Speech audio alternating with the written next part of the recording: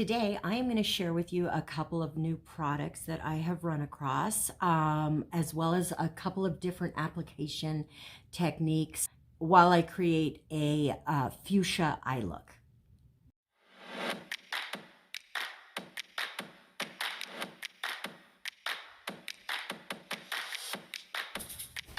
All right, so I am going to go ahead and just prep my eyes with my Milani eye primer. And I am excited to create this really pretty fuchsia eye look with my new changeable fantasy eyeshadow palettes. And so I am looking at this color here, maybe playing up some of these purples and purpley red colors. So I hope you are all doing great today. My husband and I are going on a little mini vacation, and so I thought I would get this look done before we go. And so I'm going to just start off with this white, lighter matte color. These two colors, I'm actually combining this white with this, just to start with a very nice, clean base.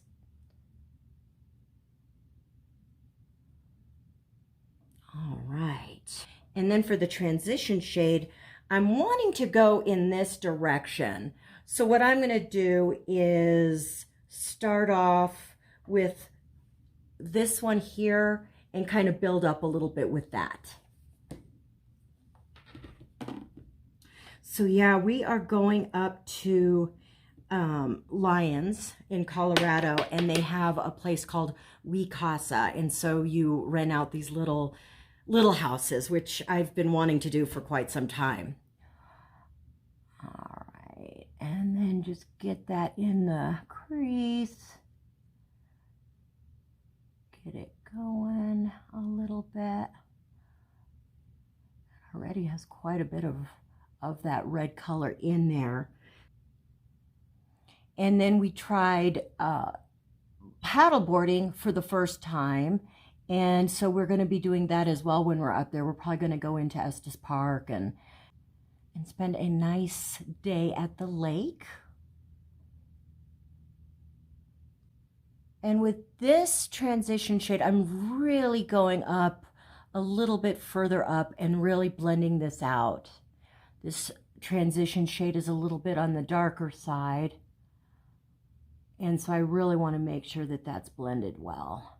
And one thing that I've been really enjoying doing is going ahead, and I'm going to take these darker colors, the black and maybe this brown here, and go ahead and do my eyeliner. And by doing this as the next step, it's really setting that boundary for the deeper shade, you know, in that corner and then outward. But right there in that corner is where I wanted its darkest. And so I like starting it off that way.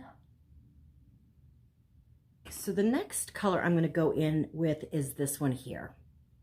And this one is going to cover a lot of not only the crease, inside the crease, but also deepening on the eyelid on either side. So I'm gonna go ahead and just work it in there, into the crease, and then just a little bit on either side on the eyelid. Okay, and then I'm really gonna blend that on in there. The reason I'm leaving the center free is because I am going to add a touch of more brightness in there. So I don't want to darken that up too much. And that is a really, really rich color. These eyeshadow palettes I'm having so much fun with. They have so many different colors, so many different possible eye looks, and it's just been fun discovering them. And so I start off right there in the corner, building it up, and then pulling it on either side of the eyelid.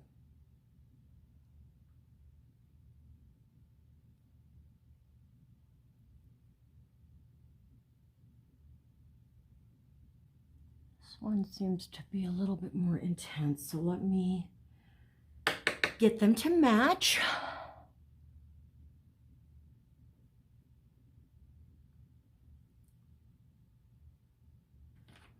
Now what I'm going to do is go into this shade right here and deepen up each of the corners just a little bit.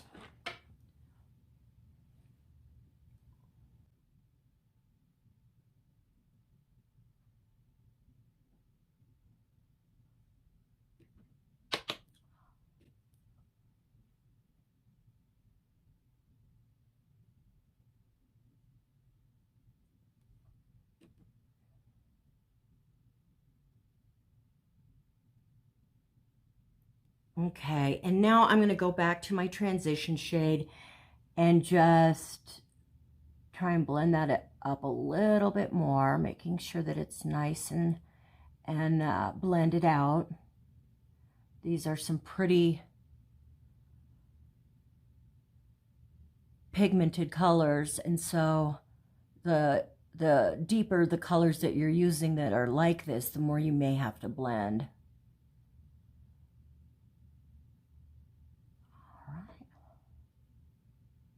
Now for the center, what I like to do is then go in with something that's going to have a little bit brighter of a reflect. And so what I am going to use are these two right here. Just to keep it nice and bright so that my eye stays on the more open side. And then just with my finger, and that is literally it.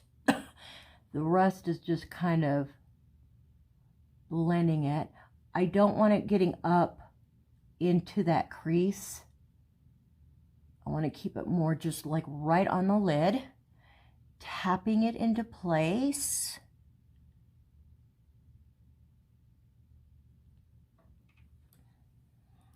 I'm going to go do my eyelashes and I'll be right back.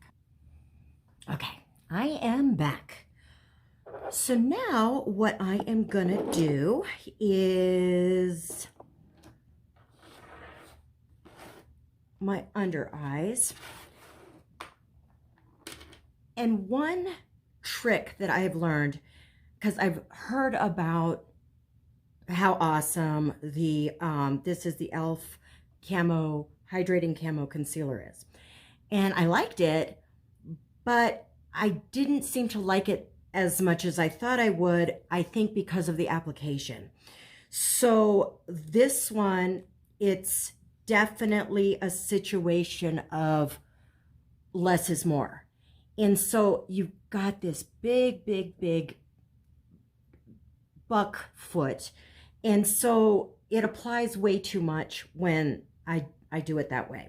So what I'm gonna do is take that little amount there, just like that, and that's going to be used on my whole face. So I really love the sponge technique because it's so easy, but I do, for this, have to use a brush just to get it on. And the reason I do that is because I can just pick up the tiniest amount. And so then I go in and I place it where it needs to go.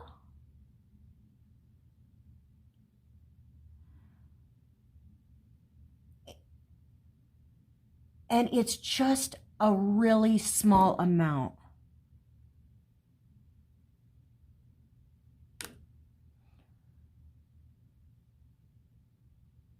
Okay, and then I go in with my sponge and it's slightly dampened and I just press it in there.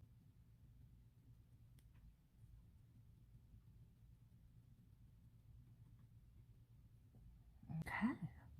And then if I feel like I need a little bit more, then I can go in again. But I find that this technique has really been working well with concealers that a lot of times you don't like them because it's just too much product. So I'm going with an even smaller amount just to add a little bit more coverage.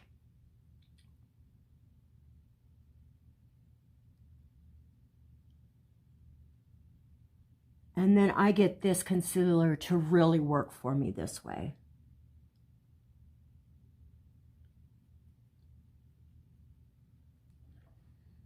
Now I'm going to go ahead and same thing. You just want to get a small amount on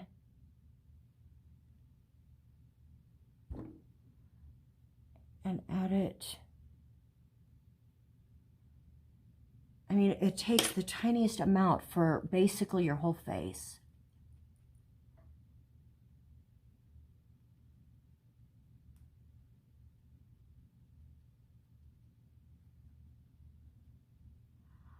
So even though I'm still using a brush, it's just to get it a small amount onto my face.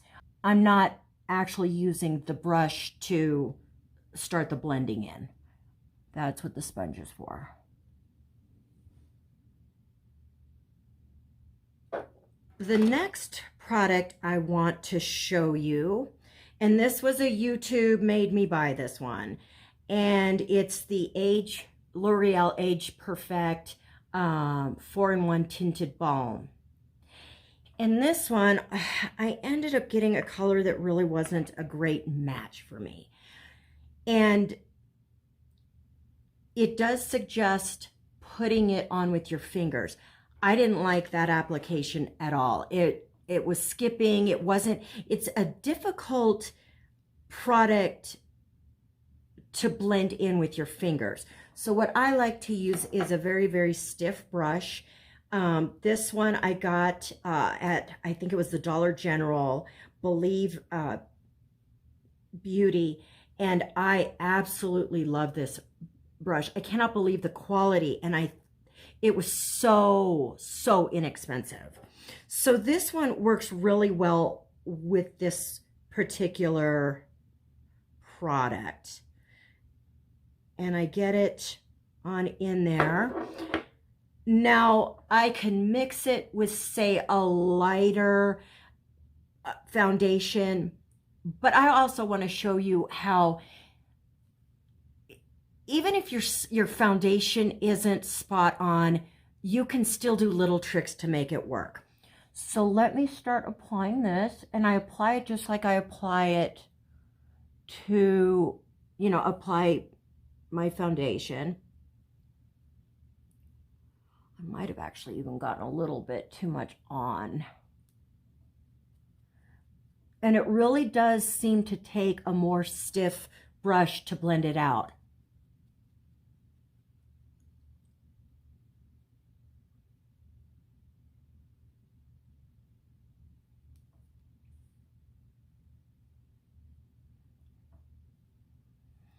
And this is a good color for me to wear in the summer if I've got a little bit more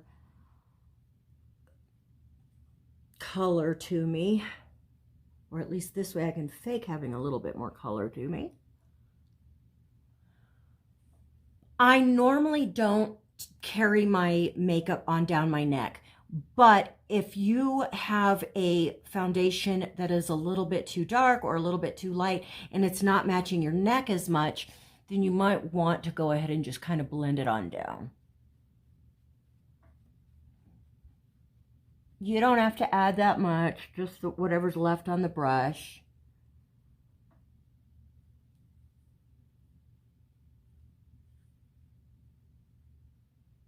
And with this application, it works for me.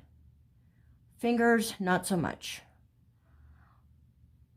But I'm also not one who really likes using my fingers anymore anyways. I'd much rather use a brush and then a sponge combination.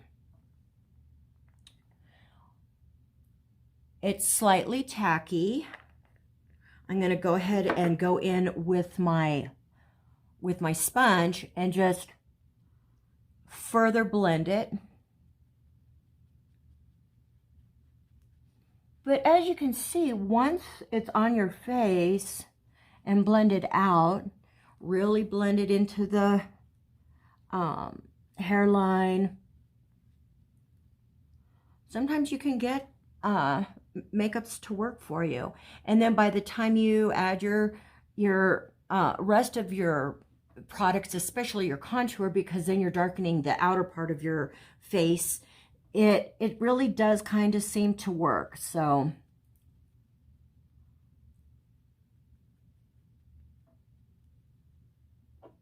would I buy this one again? I'm not positive. If I had a better tone, you know, for my skin. I like the coverage. It seems to be a medium coverage. It is still tacky. I guess I kind of prefer a little bit more of a lighter feel, but it's okay. It's okay. Another thing that I am going to try, which is kind of a different way of applying and addressing a highlight. And I know that there's the Charlotte Tilbury. I think e.l.f. has one as well, where it's this glowy foundation. And I generally stay away from that just because I tend to be oilier anyways, so I don't need all this added glow and sparkle and everything. But what I did want to try was, rather than adding a powder highlighter, is actually doing a product like that in place of a highlighter. Now, I don't have either one of those products, but what I do have is this Josie Maran Argan Daily Moisturizer SPF 47. And I just don't use it. First of all, in order to get your SPF, I would have to use way too much product. And this product is super, super illuminating, to the point where I look like a disco ball. So I'm going to put on just a tiny amount and apply it where I would want my highlighter. So I'm just going to put a little bit here, kind of up and around.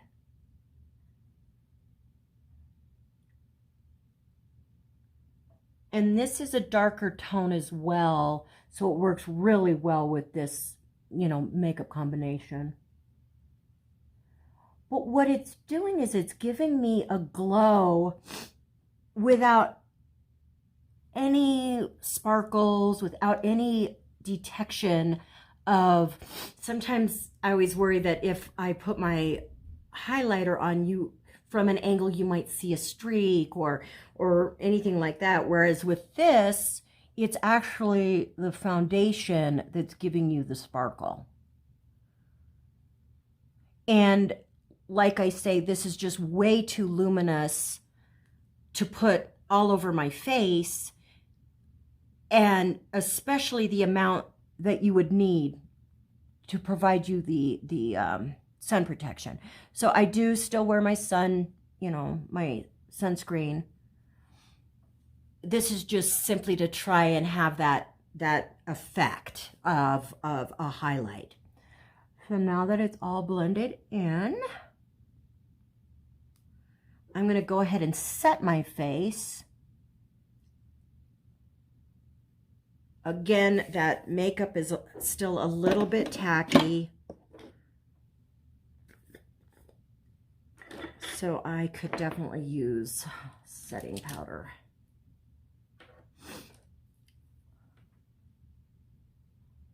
I mean, there is no settling in with that concealer. But I just double check, and then I go in with my brush and set that first.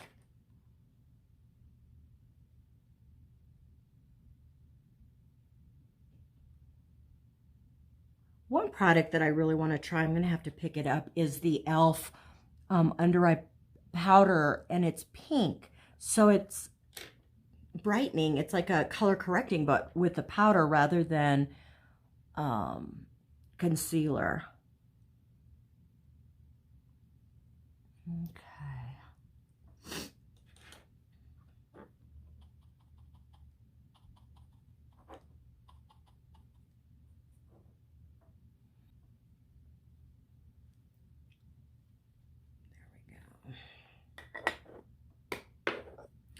Now what I'm going to do is go in with my ordinary Physicians Formula Butter Bronzer. And this one is the Sculpting Bronzer. And I'm seeing a little bit of pan, so I'm not sure if I'm going to buy this one again. I absolutely love it, but I'm kind of wanting to try the Milani one and see if I like that one.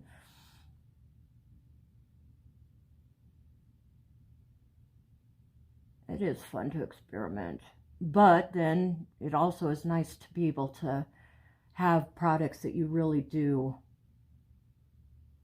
rely on and give you the results that you're looking for.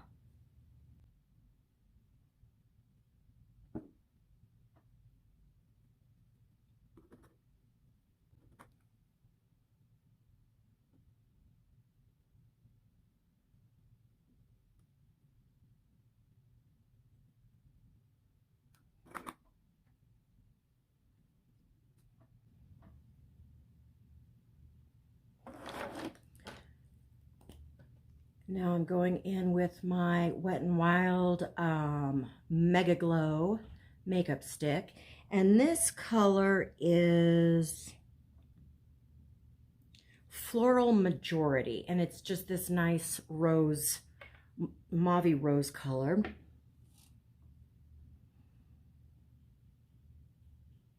And I have been really, really impressed with this one.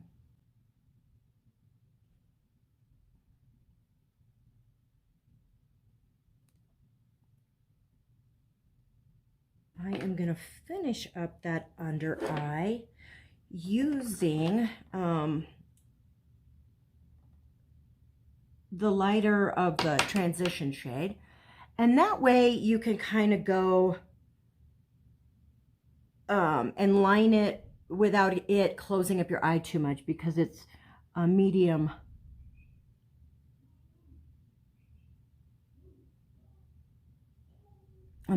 tone. And I just brush that like that. And then I may go in with a little bit of a deeper color, but not too deep. Just, I'm gonna go ahead and get that one right there. And then just go right in the corner there. Maybe about a third. Right there.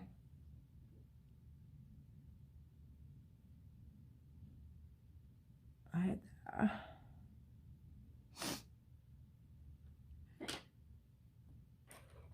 And then I take my flat eyeliner brush and just tap it right there in the corner.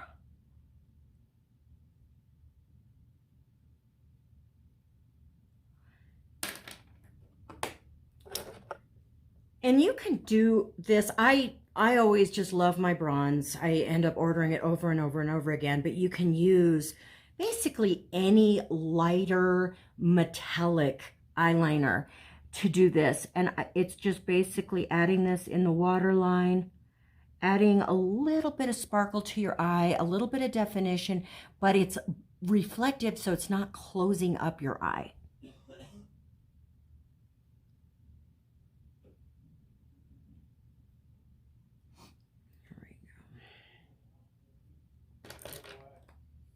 And then I am just going to take a highlighter color and add a little bit right there in the corners of my eyes, and then right there at the tippity top of the brow. You just want it to catch the light a little bit. All right, and so let's go ahead and finish it off with my lips. Superstay Matte Ink. This one is in Seductress. And it is a longer lasting lip product, which I really do try to use.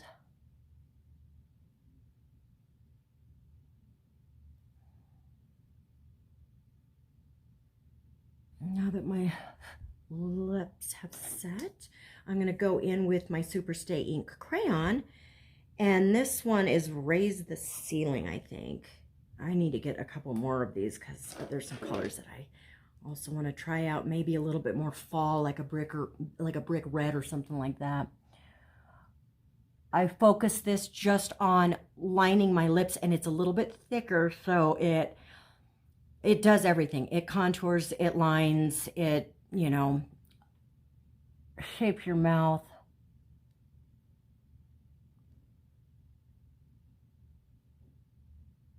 And I just slightly overline,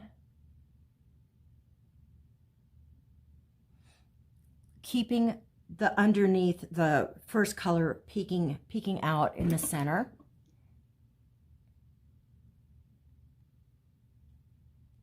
And then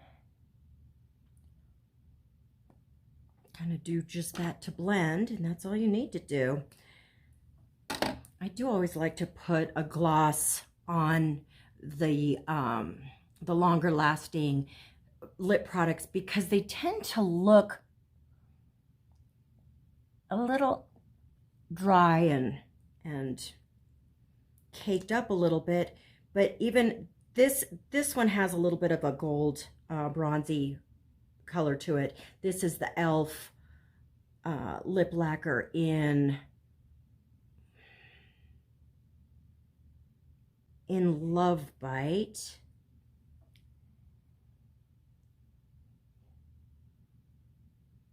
And once you put a nice gloss on top, then it just seems to make the whole look come together.